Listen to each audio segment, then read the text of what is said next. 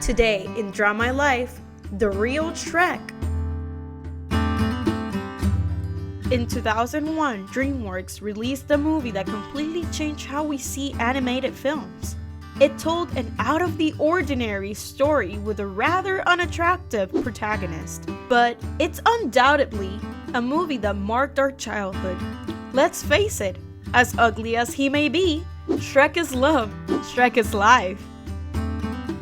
This movie tells the story of a lonely ogre who lives in a swamp. One day, he meets a talking donkey who ran away from his cruel owner and isn't afraid of Shrek, no matter how hard he tries to scare him away.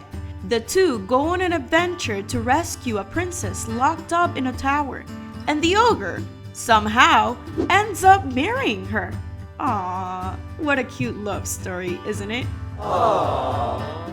Shrek, who lived isolated from the world, and not because of COVID, is apparently very mean. But throughout his adventure, he realizes that he doesn't need to fulfill some social pressures to be happy, and that what matters is who you are as a person. What a beautiful message, isn't it?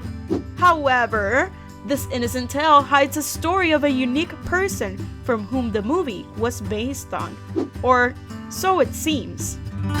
It all started in the Ural Mountains, Russia, where a little boy named Maurice Tillet was born. The boy had fine, beautiful features and blonde hair, so much that he was nicknamed the Angel. His mother was a teacher, and his father was a French railway engineer who died when Maurice was only 14 years old. But that would only be the first of many tragedies the boy would go through. At the age of 17, when the Russian Revolution broke out, he and his mother had to return to France, where he would continue his upbringing. There, he would live an ordinary and simple life, without any difficulties. Well, but not for long. In France, Maurice would find his life vocation. He dreamt of becoming an actor, and his looks would help him find roles. However, something strange started to happen. At first, he thought it was all in his imagination, but by the time he was in his 20s, it was too obvious. His hands, feet, and head began to grow out of proportion. Everything made sense to him once a doctor diagnosed him with acromegaly, a disease that alters the production of the growth hormone, producing an enlargement of limbs and the bones of the face.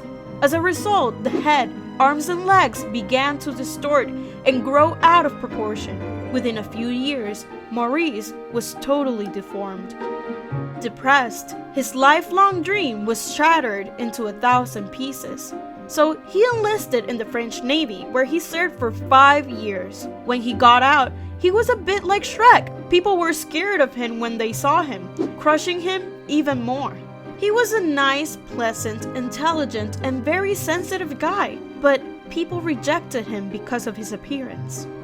The picture changed when in 1937 he met Carl Pogello, an American professional wrestler and promoter. Carl saw in Maurice an enormous potential and convinced him to enter the world of wrestling. He even moved to Paris to train him and help him make his debut. Maurice traveled to France and the UK, fighting in front of thousands of people who wanted to see the so-called French Angel. There, he did well and began to gain fame for his looks. Once again, Maurice was forced to move because of war, so he moved to the United States. There, he met the wrestling promoter Paul Browser, who launched him to fame and presented him as the French Angel, or as he would later be called, the Ogre of the Ring. There, he became a phenomenon, where again thousands of spectators attended his performances. After touring all over the United States and achieving financial success, Maurice was lonely. No one wanted to be his friend beyond the curiosity he aroused in the sport of wrestling. His only friend was Carl Pogello.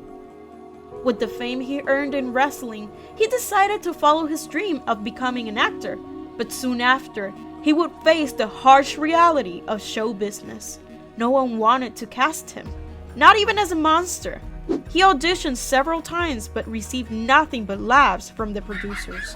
So, for the second time, life shattered his dream of becoming an actor. Even so, he continued striving. Never discouraged, he was always smiling. Not only was he friendly and kind-hearted, he was also intelligent. He loved to read and spoke more than 10 languages. However, while his mind worked perfectly, his body, sadly, became less and less responsive. Therefore, he had to retire from the fight, and after that, everybody forgot about poor Maurice. Nobody wanted to get close to him anymore. Nobody was interested in him anymore. But one person, his great friend, Carl.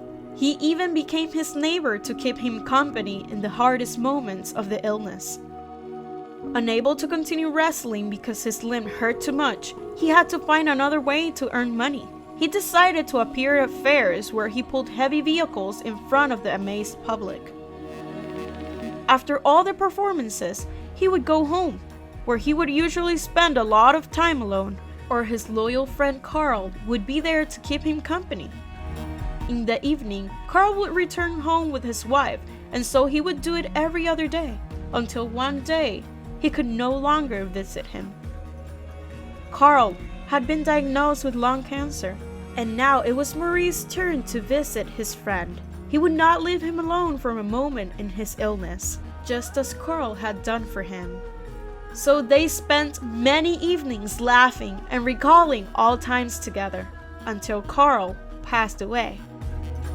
The grief became too much for Maurice, and as fanciful as it may sound, Maurice suffered a heart attack and died just 12 hours after the death of his trusty companion. People said he loved his friend so much that his departure was unbearable. While it has never been confirmed that Shrek was inspired by Maurice, the resemblance between the two is undeniable. If so, DreamWorks would finally fulfill Maurice's dream of becoming an actor. Both stories, Shrek's and Maurice, teaches us that the true value of a person lies on what's within, as looks can be deceiving. So, next time you feel judgy of yourself and others, stop for a second and take a moment to assess what really matters. Is this person kind? Upholds their values? Are they friendly? Who knows what this change of thought could take you? And remember, never judge a book by its cover. Now you know the tragic story of Shrek in real life. What do you think? Would you like us to do a creepy Shrek? Let us know in the comments which other character you would like us to talk about in the next video. Until then, see you in the next one.